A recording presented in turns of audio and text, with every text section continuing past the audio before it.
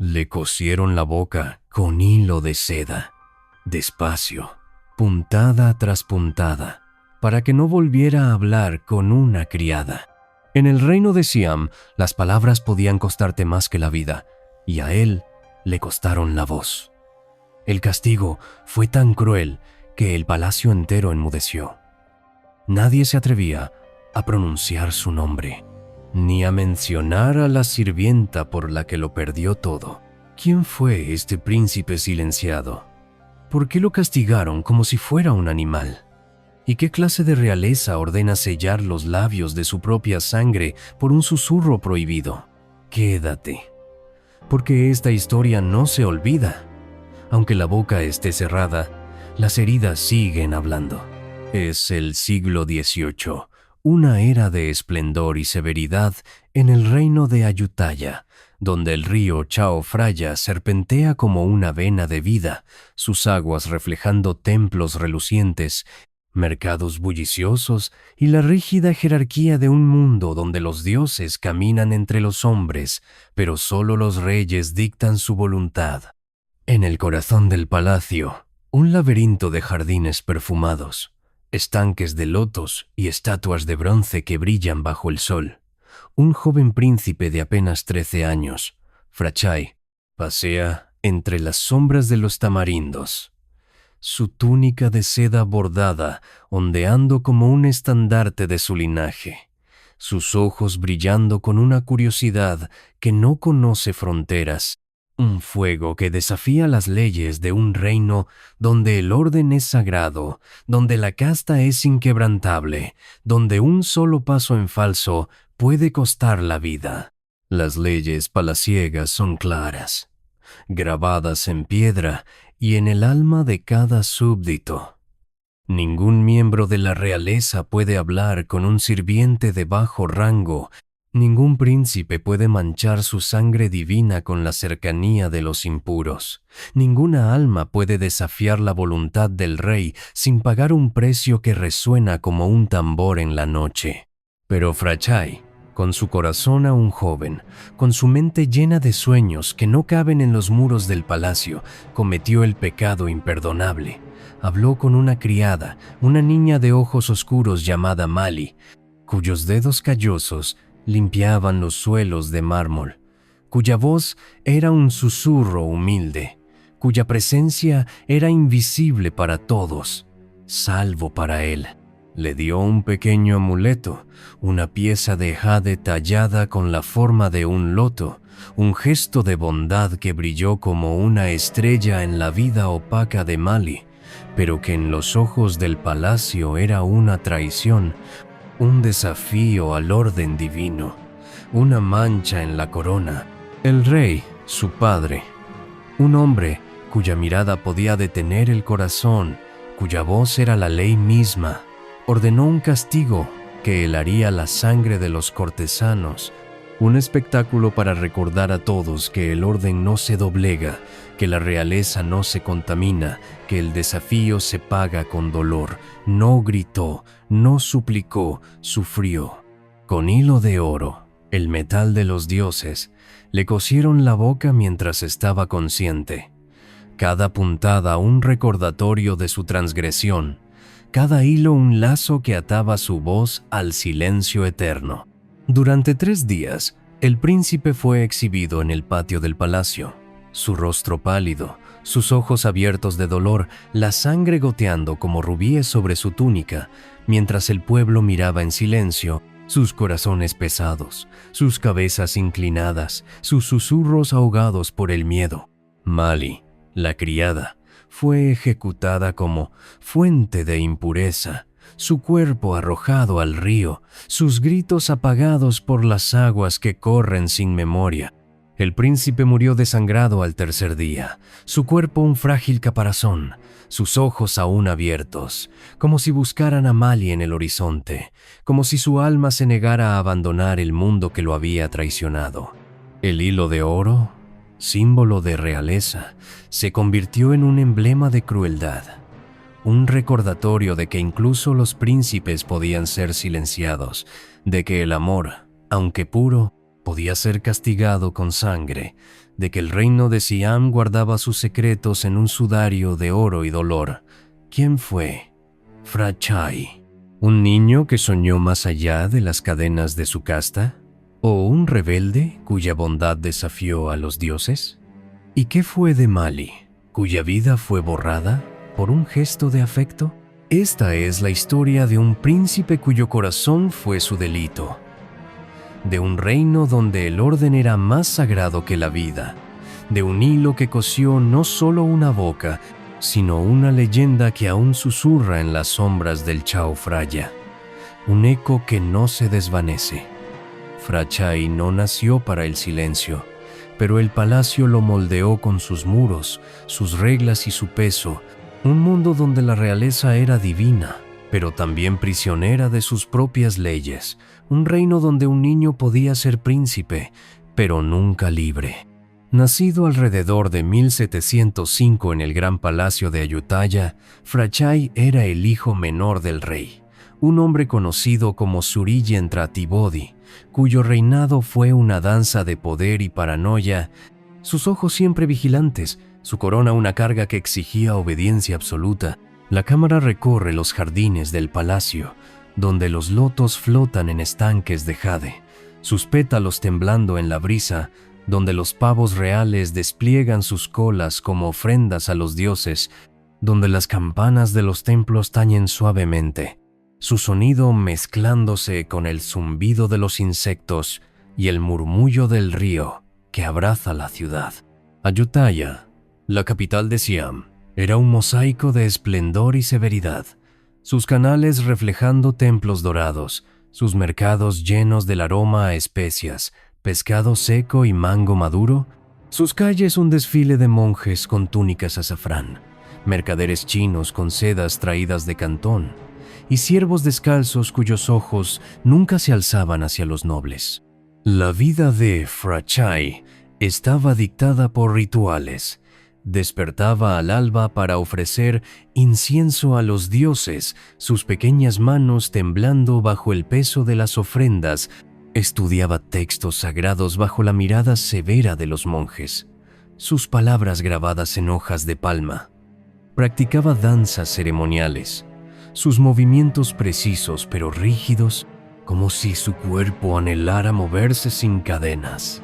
Su madre, una concubina de origen humilde elevada al rango de consorte real, lo miraba con amor pero también con miedo, sabiendo que un príncipe debía ser perfecto, que cualquier error podía costarle la vida, que el palacio era un nido de víboras donde los cortesanos tejían intrigas como telarañas.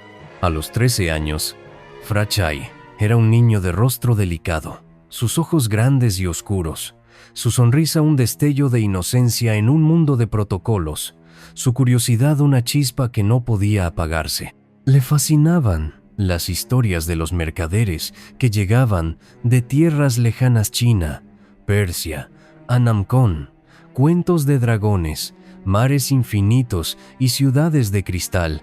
Sus palabras, encendiendo su imaginación como antorchas en la noche. Pero el palacio era una jaula dorada, sus muros altos, sus puertas vigiladas, sus reglas un lazo que se apretaba con cada año, un recordatorio de que un príncipe no podía ser humano, solo divino. Mali, la criada, era una sombra en los márgenes de este mundo, una niña de 14 años cuya vida era limpiar los suelos de mármol, pulir los altares de los templos y desaparecer cuando los nobles pasaban, su existencia tan insignificante como el polvo que barría. Sus manos estaban agrietadas por el trabajo, sus ojos oscuros brillaban con una quietud que escondía sueños que nunca podía pronunciar. Su voz era un susurro que solo se oía en los rincones donde los siervos compartían sus secretos. Frachai la vio una tarde, mientras ella fregaba el patio bajo los tamarindos, su silueta recortada contra el sol poniente, su cabello negro cayendo en mechones húmedos sobre su rostro.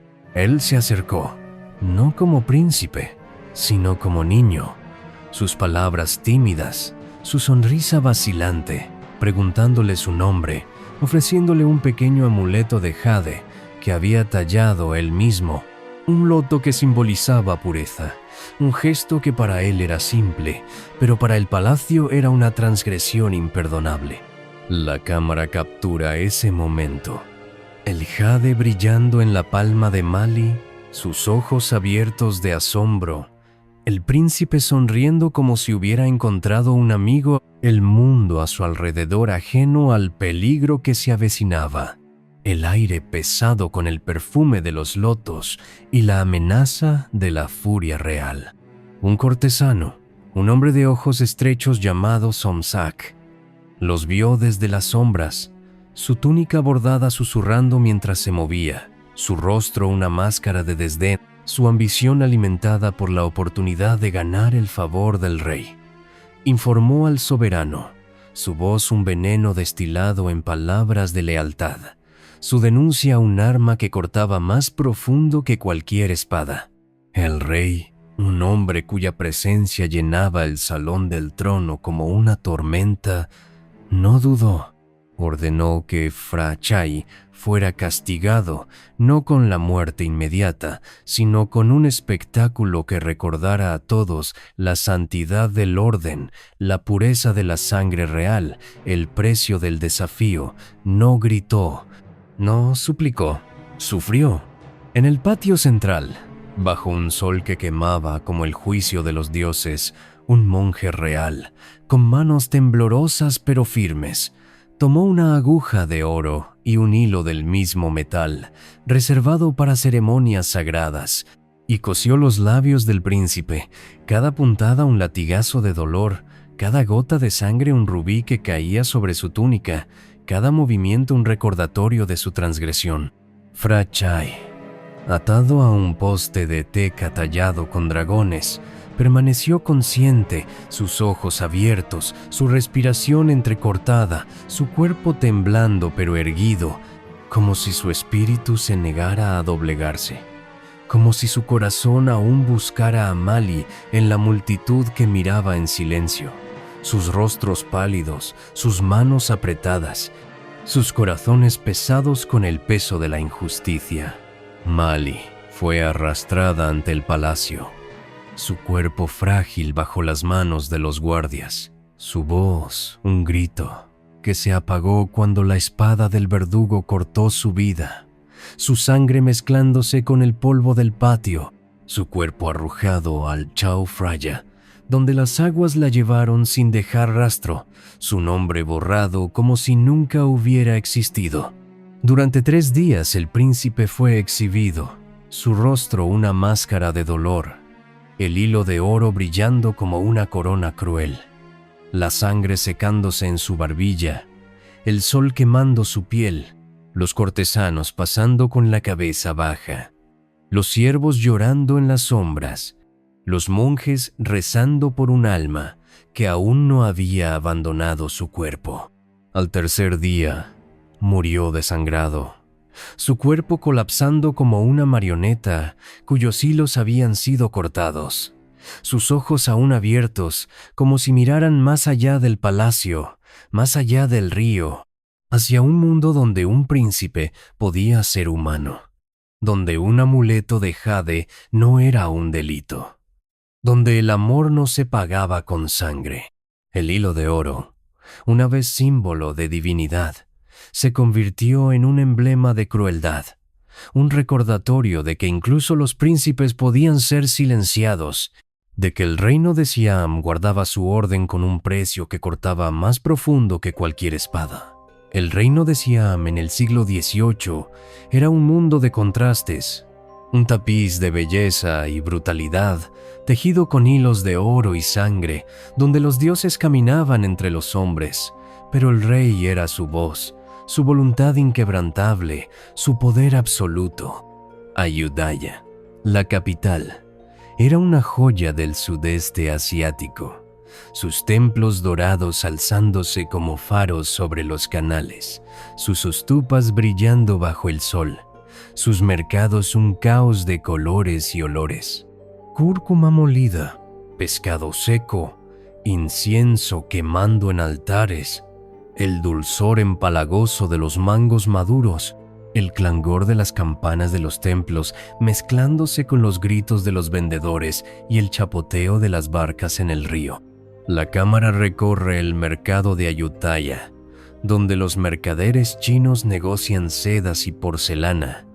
Los monjes caminan con túnicas azafrán, sus pasos silenciosos, sus ojos bajos, y los siervos cargan cestas de arroz bajo el peso de un sol que no perdona. La sociedad siamesa era una pirámide rígida.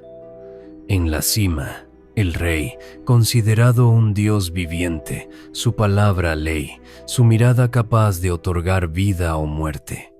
Debajo, los nobles y cortesanos, sus túnicas bordadas con hilos de oro, sus vidas dedicadas a la intriga y la lealtad. Más abajo, los monjes, guardianes de la espiritualidad, sus manos sosteniendo textos sagrados, sus voces entonando cánticos que resonaban en los templos.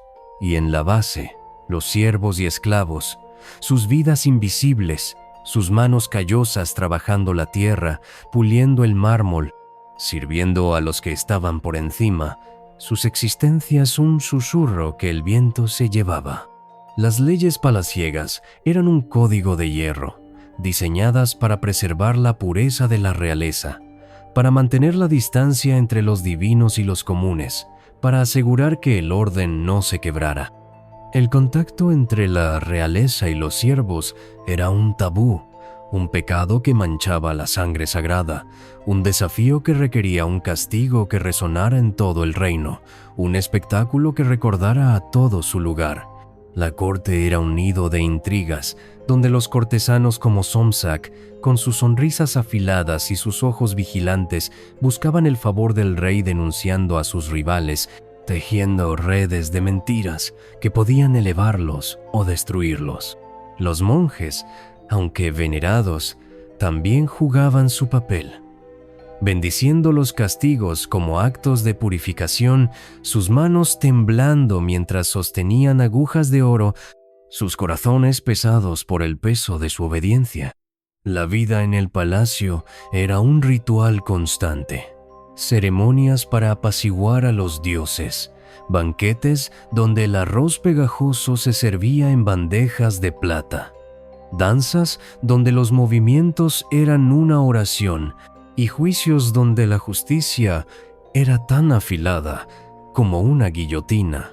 Los siervos, como Mali, vivían en los márgenes, sus días llenos de trabajo agotador, sus noches en chozas de bambú donde compartían historias en susurros, sus sueños aplastados por el peso de su casta.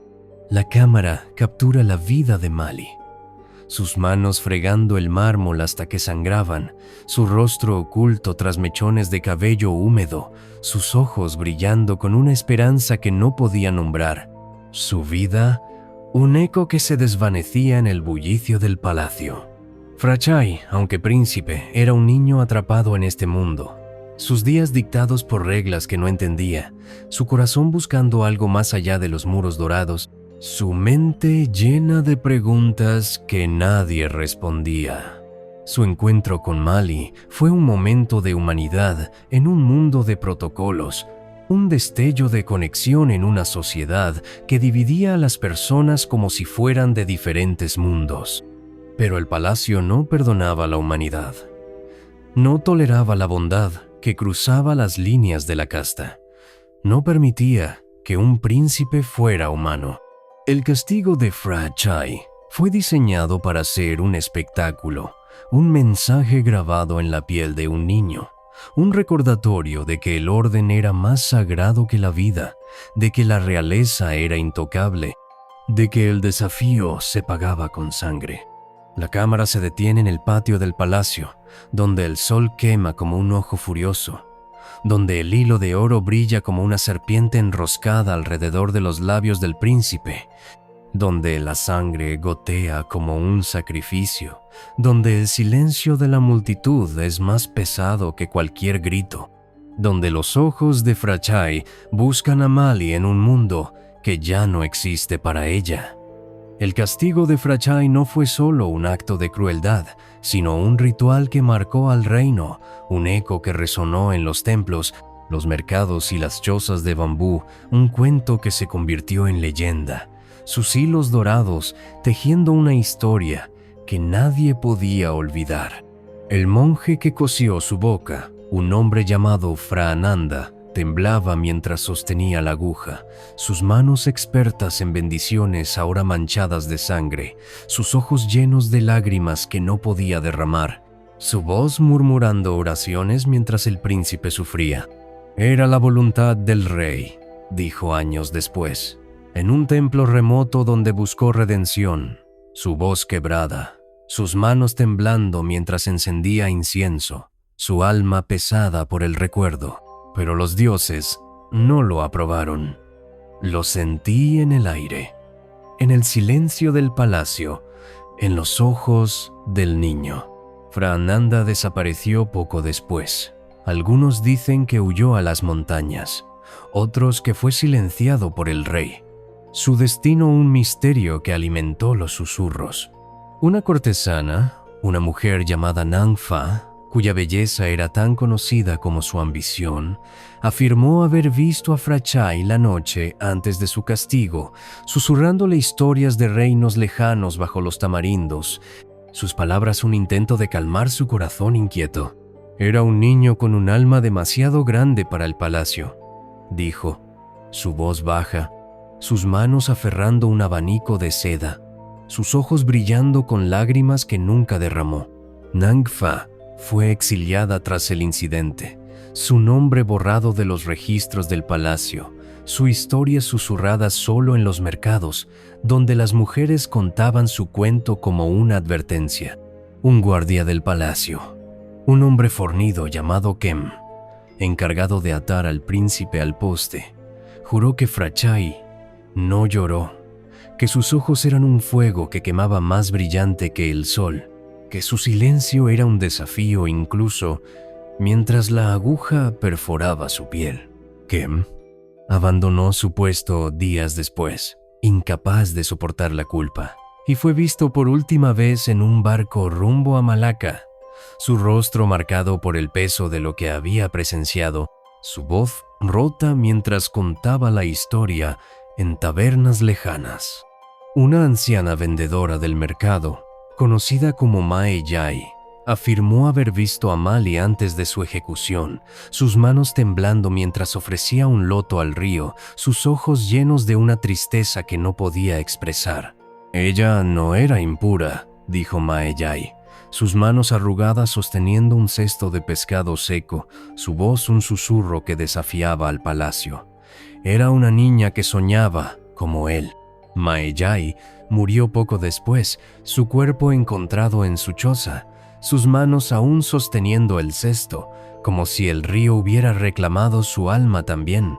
Un mercader chino, Li Wei, que comerciaba en el mercado de Ayutthaya, afirmó haber comprado el amuleto de jade de un guardia corrupto tras la muerte de Mali, su superficie tallada con un loto que parecía brillar con una luz propia. Era pesado, dijo, su voz baja, sus ojos desviándose hacia el río, como si temiera que lo escuchara. No era solo jade, era su dolor. Li Wei desapareció tras vender el amuleto a un coleccionista en Bangkok, su barco encontrado vacío en el Chao Phraya, su destino un misterio que alimentó la leyenda. Una monja, Fra Mae Chi, que vivía en un templo cercano, afirmó haber oído los gritos silenciados de Frachai en sus sueños, su voz atrapada en el hilo de oro, su alma llamándola desde el más allá. Los dioses no olvidan, dijo, sus manos temblando mientras barría las hojas de los lotos caídos, sus ojos llenos de una tristeza que no podía nombrar. La monja fue encontrada muerta en el templo, su cuerpo rodeado de pétalos de loto, como si los dioses hubieran respondido a su advertencia. Un escriba del palacio, un hombre tímido llamado Thongchai, escribió en un pergamino escondido que el rey lloró en privado tras la muerte de su hijo, sus manos aferrando el trono, su rostro oculto tras una máscara de oro, su corazón roto pero su voluntad inquebrantable. El pergamino fue quemado, pero Thongchai sobrevivió. Sus palabras susurradas a los monjes que lo escondieron, su historia un eco que persistió en los templos. Una sierva del palacio, una niña llamada Lamai que trabajaba junto a Mali, afirmó haber visto al príncipe darle el amuleto, sus manos temblando mientras lo colocaba en la palma de Mali, sus ojos brillando con una bondad que no pertenecía al palacio. Lamai fue azotada por hablar de ello y desapareció del palacio. Su destino desconocido, su historia un susurro que se desvaneció en los canales. Un noble rival, Lord Qasim, que codiciaba el trono, usó la tragedia para acusar al rey de crueldad excesiva. Sus palabras, un veneno que casi desató una rebelión. Qasim fue ejecutado, su cabeza exhibida en una pica fuera del palacio, pero sus seguidores continuaron susurrando la historia, añadiendo capas al mito. Una vidente en un pueblo cercano, conocida como Mae Caña, afirmó haber visto el espíritu de Frachai vagando por el río, su boca cosida con hilo de oro, sus ojos buscando a Mali en las aguas. No descansará, dijo, sus manos temblando mientras leía las cenizas de un fuego ritual. Su voz un lamento que resonaba en la noche. Mae Caña murió en un incendio, su choza reducida a cenizas. Su profecía, un eco que persistió en los pueblos. Un pescador del Chao Phraya, un hombre llamado Somsri, afirmó haber encontrado un trozo de hilo de oro en su red años después. Su superficie manchada de sangre seca, su peso más pesado de lo que debería ser, lo arrojó de vuelta al río, temiendo una maldición, y nunca volvió a pescar en esa zona, sus manos temblando cuando contaba la historia, sus ojos atormentados por el recuerdo. La cámara captura el río al anochecer, sus aguas reflejando el cielo ardiente, el hilo de oro brillando en las profundidades, el espíritu de Frachai, un susurro en la corriente. Su tragedia un peso que tira de la marea, su historia un eco que no se desvanece. ¿Por qué ocurrió? Los relatos tejen un tapiz de motivos, cada hilo más oscuro que el anterior. Cada historia, un fragmento de una verdad rota, esparcida como pétalos de loto en el río. Algunos dicen que fue el orgullo del rey, un hombre cuya divinidad exigía obediencia absoluta, cuya corona era una carga que no toleraba desafíos, cuya ira era un fuego que consumía incluso a su propio hijo. Otros susurran que fue el miedo, el temor de que un príncipe que mostraba humanidad pudiera debilitar el orden sagrado, que un gesto de bondad hacia una criada pudiera romper la barrera entre los dioses y los mortales, que el palacio perdiera su santidad si un niño podía amar más allá de su casta. Los cortesanos, como Somsak, veían en el castigo una oportunidad para ganar poder, para elevarse denunciando a un príncipe cuya bondad era una amenaza, sus palabras un veneno que envenenaba el corazón del rey. Los monjes, atrapados entre la obediencia y la piedad, justificaban el castigo como un acto de purificación, pero sus manos temblaban mientras cosían, sus corazones pesados con la culpa de un Dios que no respondió. La cámara se detiene en el rostro imaginado de Frachai, sus ojos abiertos de dolor, el hilo de oro brillando como una corona cruel. Su silencio un grito que resonaba en el palacio, un desafío que no podía ser apagado. ¿Fue el amor lo que lo condenó? ¿Un gesto de humanidad en un mundo que lo prohibía? ¿Fue la rigidez de un reino que veía la bondad como una debilidad, la compasión como una traición? ¿O fue el peso de un orden que aplastaba a los niños para preservar su poder, que cosía bocas para silenciar corazones, que sacrificaba vidas para mantener su santidad? Nadie lo sabe con certeza.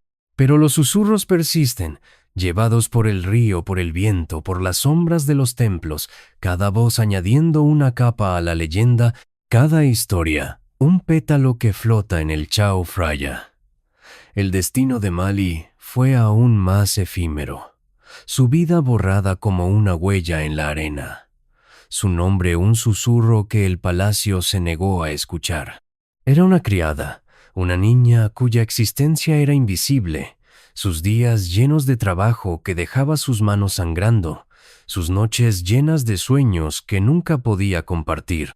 El amuleto de jade fue su único momento de luz, un regalo que brilló como una estrella en su mundo oscuro, un gesto que le dio esperanza antes de que el palacio la aplastara.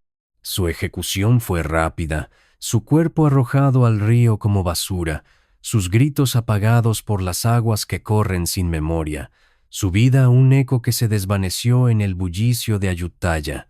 Pero su historia no murió del todo. Las siervas del palacio contaban su cuento en susurros, sus manos temblando mientras fregaban los suelos, sus ojos llenos de una tristeza que no podían nombrar. Una anciana monja, Framaechi, afirmó haber visto el espíritu de Mali en el río, sus manos sosteniendo un loto, sus ojos buscando a Frachai en las aguas, su voz un lamento que resonaba en la noche. Una vendedora del mercado, Maeyai, juró que el jade de Mali fue encontrado años después en una orilla, su superficie tallada con un loto que parecía brillar con una luz propia, como si su alma aún viviera en él. Un pescador, Somsri, afirmó haber visto su sombra en el río, sus manos extendidas hacia un príncipe que nunca llegaría, su figura desvaneciéndose en la corriente.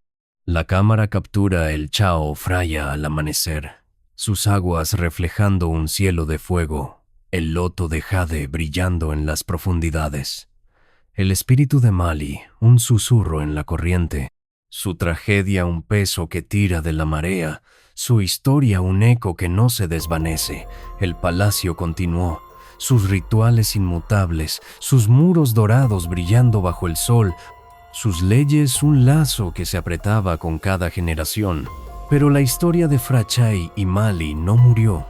Se convirtió en una leyenda, susurrada en los mercados, en los templos, en las chozas de bambú, cada voz añadiendo un hilo al tapiz, cada relato un pétalo que flotaba en el río. En la década de 1740, un monje errante afirmó haber encontrado un trozo de hilo de oro en un templo abandonado, su superficie manchada de sangre seca, su peso más pesado de lo que debería ser. Lo quemó en un fuego ritual, temiendo una maldición, y rezó por el alma del príncipe, sus manos temblando mientras el humo subía al cielo. En Bangkok, cuando Ayutthaya cayó en 1767 ante los invasores birmanos, los refugiados contaban historias de un príncipe cuyo espíritu vagaba por el palacio en ruinas, su boca cocida, sus ojos buscando a una criada que el río se había llevado. Una vidente en un pueblo lejano afirmó haber visto a Frachai y Mali juntos, sus manos entrelazadas, sus figuras desvaneciéndose en la niebla del Chao Phraya, sus almas finalmente libres. Un mercader chino, años después, afirmó haber comprado un amuleto de jade en un mercado de Bangkok, su superficie tallada con un loto que parecía brillar con una luz propia, como si contuviera el alma de dos niños que desafiaron al palacio. Lo vendió a un coleccionista en China, pero el coleccionista murió poco después, su cuerpo encontrado con los ojos abiertos, como si hubiera visto algo que no podía nombrar. En los templos de Ayutthaya, los monjes cantaban por las almas perdidas, sus voces un lamento que resonaba en los altares, sus manos temblando mientras encendían incienso, sus corazones pesados por el peso de una tragedia que no podían olvidar. La cámara se detiene en el río al anochecer, sus aguas reflejando un cielo ardiente, el hilo de oro brillando en las profundidades. el amuleto de Jade un destello en la corriente, los espíritus de Frachey y Mali un susurro en la marea, su tragedia un eco que no se desvanece. ¿Fue el amor de un niño lo que los condenó? ¿Un gesto de bondad que desafió a los dioses? ¿Fue el orgullo de un rey que no podía tolerar la humanidad en su hijo? ¿O fue el peso de un reino que sacrificaba vidas para preservar su orden, que cosía bocas para silenciar corazones, que borraba nombres para mantener su santidad? Nadie lo sabe.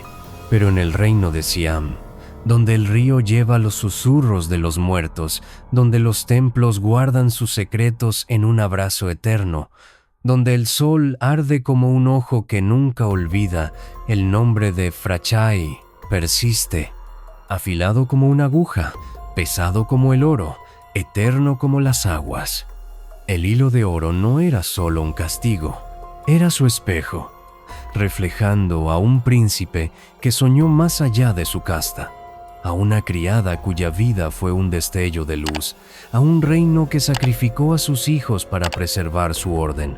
Y todos los que escucharon su historia miraron dentro de él, incapaces de apartar la vista, sus corazones marcados por el peso de su leyenda.